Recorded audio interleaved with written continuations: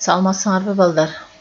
Төмөнкү Аларча орто мектебинин музыка мугалими Исмаилова Ширин Абжапаровна. Бүгүн силер менен казак, тажик элдеринин музыкасын өтөбүз. Музыка угууга ата толгау деген күүнү угасыңар. Ошондой эле тууган жер деген ырды үйрөнөбүз. Ал эми музыкалык сабат боюнча мажор жана минор деген сөздүн маанисин түшүнөсүңөр. Бүгүнкү сабагыбыздын максаты казак, тажик элинин музыкасы тууралуу түшүнүк аласыңар. Ата толгау күүсүнүн мүнөзүн айтып бере аласыңар. Ошондой эле тууган жер ырын жаттаганга аракет кылабыз. Казак элинин элдик музыканттары элдик ырчыларын жырау, жаршы, көши, акын, салы, сере деп коюшкан. Казак элинин залкар музыканттары төмөндөгүлөр: Курмангазы, Дина, Биржан, Даулеткерей, Кенен жана башка. Казак элинин музыкасы эзелтеден бери жашап, элдин тарыхын, аздектүү өмүрүн калтырбай баяндап келе жаткан ыр менен күүлөрү эсептелет. Алар жөнөкөй элди музыка дүйнөсү менен тааныштырган. Казак элинин музыкалык аспаптары менен таанышабыз эми. Казак элинде көптөгөн музыкалык аспаптар бар. Алсак комуз, домбура, дутар, аса таяк, дауылпаз, добулбаз, доол, добыл, кылкыяк, кобуз, шаң кобуз, темир ооз комуз, сурнай, зурнай, керней, карнай, чоор, най сыяктуу музыкалык аспаптары кыргыздардын аспаптарына көптөгөн окшоштуктары кездешет. Бул жерде силер көрүп турган аспаптар казак элинин аспаптары. Комузга окшош домбура десек болот. Кылкыягыбызга окшогон кобуз жана жетиген аспабын көрүп турасыңар. Эми балдар силер ата толгау деген казак күүсүн угуп көргүлө.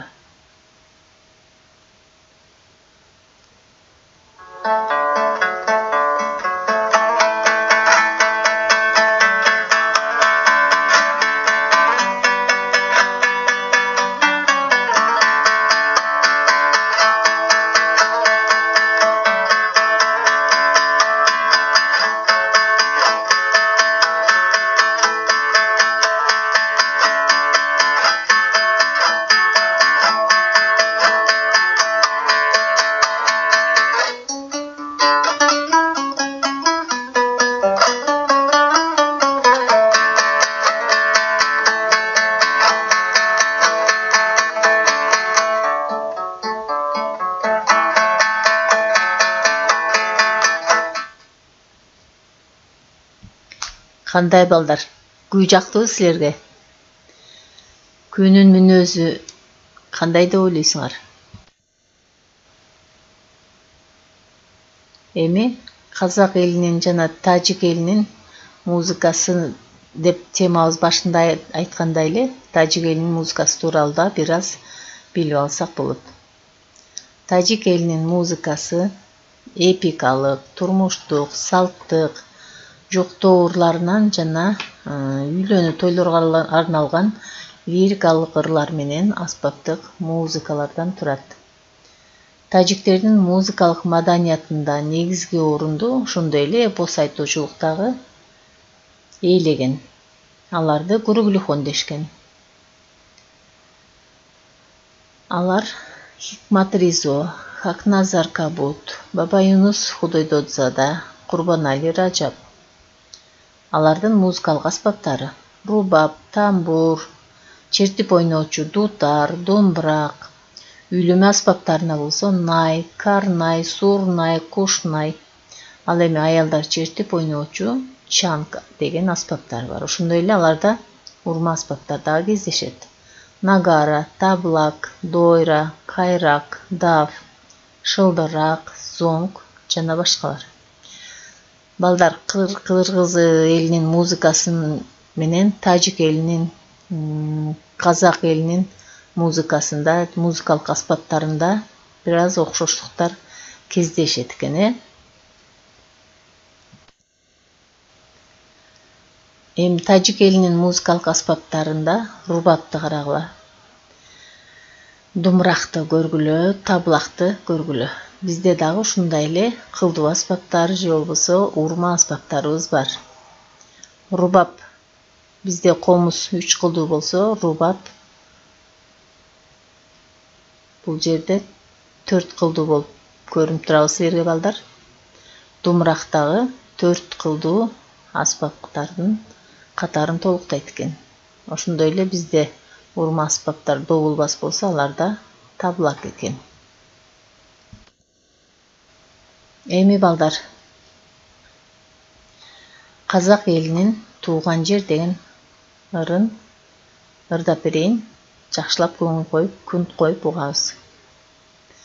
Жайлоо гүлгө жамынган атам апам айылдан, мен айылды сагынам, мен айылды сагынам. Көчө гүлгө жамынган папам мамам каладан, мен каланы сагынам, мен каланы сагынам. Атам апам мекени, папам мамам мекени, тууган жерди сүйөмүн, тууган жерди сүйөмүн. Балдар, бул ырда ошол тууган жерибиз жөнүндө, тоолорубуз, жайлоолорубуз жөнүндө, ошондой эле атабыз, апабыз, өзүбүздүн туулуп өскөн айыл жөнүндө, айылыбыздын кооздугу жөнүндө, туулган жерибизди кооздугу жөнүндө жазылган ыр экен.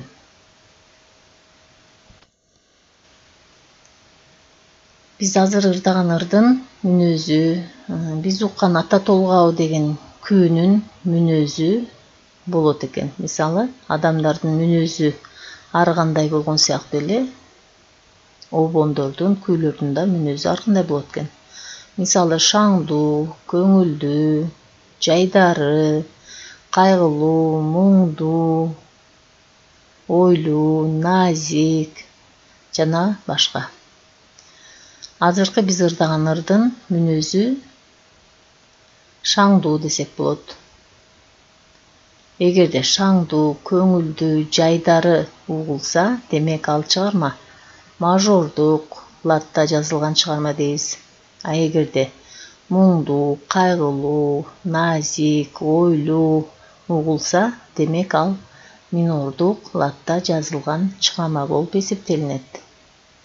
Мажор, минор деген сөз бул итальян тилинен которгондо мажор деген чоң дегенди түшүндүрсө, минор деген сөз кичине дегенди түшүндүрөт. Эми балдар, үйгө тапшырма.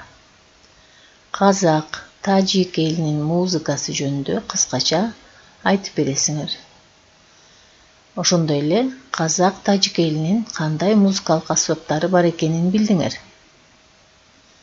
Жана музыкалык сабат боюнча мажор жана минор жөнүндө айтып бересиңер. Кайсыл тилден келиптир? Ал эми ата толгак өкүүсүн укканда эмнени элестеттиңер? Кандай сезимдер келди? Ошол жөнүндө айтып бересиңер. Ошондой эле тууган жер ырын жаттаганга аракет кылгыла.